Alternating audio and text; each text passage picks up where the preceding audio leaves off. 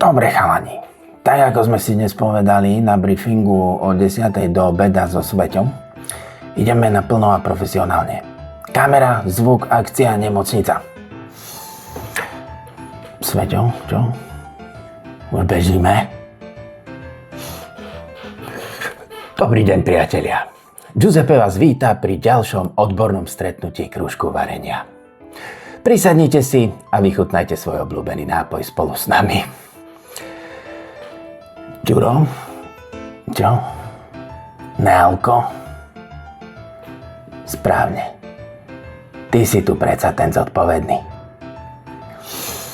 Aspoň niekto. Po úspešnej premiére, ktorú si po niektorí pamätáme len matne, že? Sme sa rozhodli celý projekt profesionalizovať. Sveťo? Klapku? Akú škrapku? Čo? Jej klapku! To bude niečo takéto. Páči sa? Máš klapku. Keďže nám produkcia našu rozprávku o krúžku varenia ešte stále žerie, tak nám dnešné natáčanie opäť schválili a my musíme preto každé 1 euro využiť maximálne efektívne. Ďuro, koľko máme rozpočet? 50 eur? A to je na celé dnešné natáčanie? Veď sme už 6. No, čo? Janova nedala? No, a to si hovoria produkcia.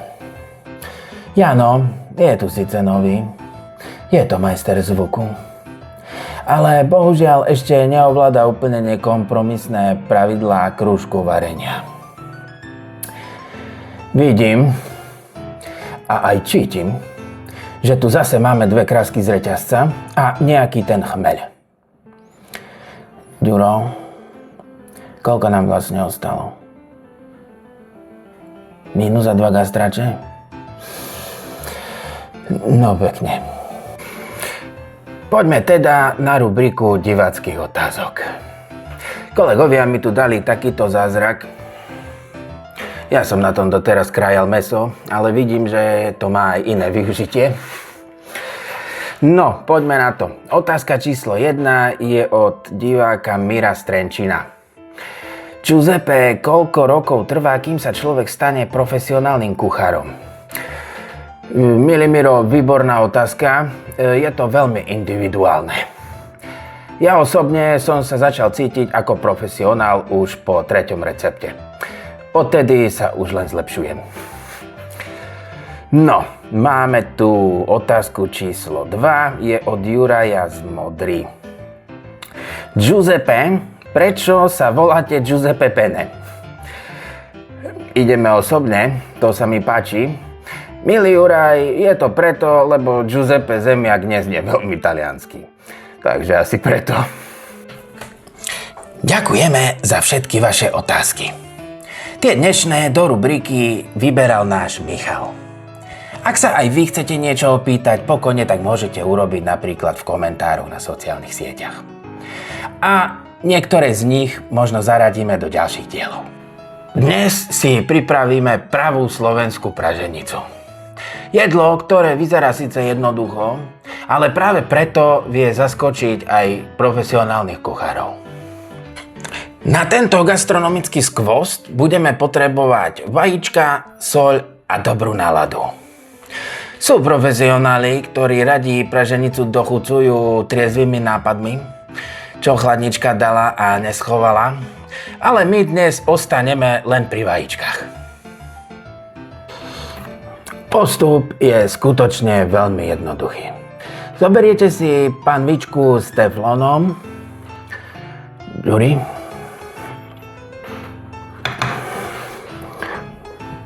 Ale nie s telefónom.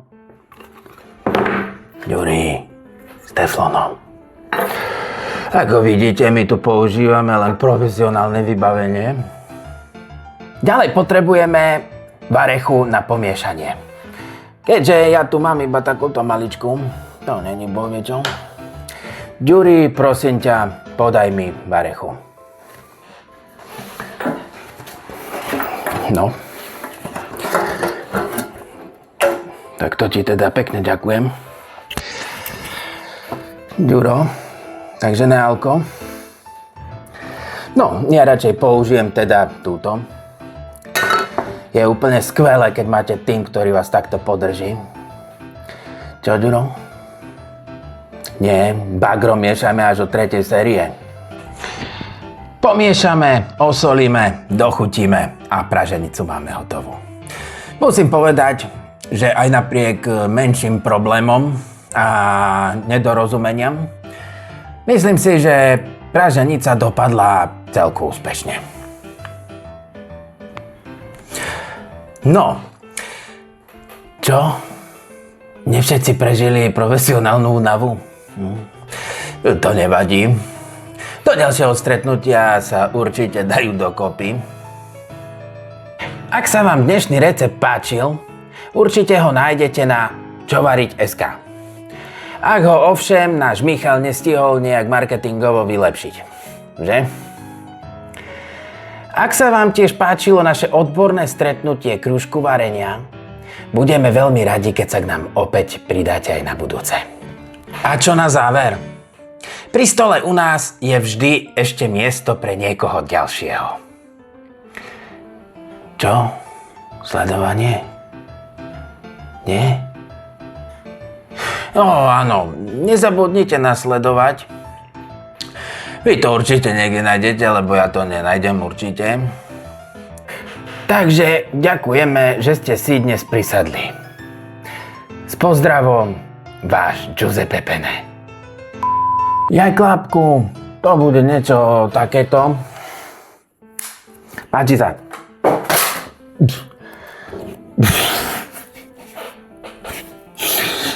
Dajte mu na to, prosím vás, niekto hráš obrazený. Sveťo, počúvaj, ty máš reflex jak mačka. Čo? Profesionálna únava? Jasné, briefing bol náročný, ja viem. Prepáčte.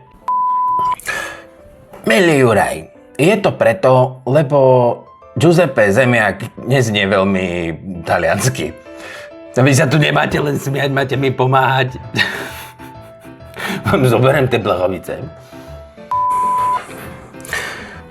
Takže, Ďuri, prosím ťa, podaj mi varechu.